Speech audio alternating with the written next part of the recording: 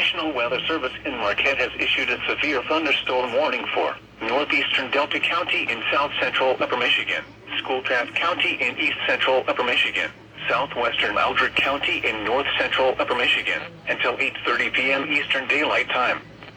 At 7:28 p.m. Eastern Daylight Time, a severe thunderstorm was located 12 miles west of Steuben, or 13 miles south of Munising, moving east at 40 miles per hour.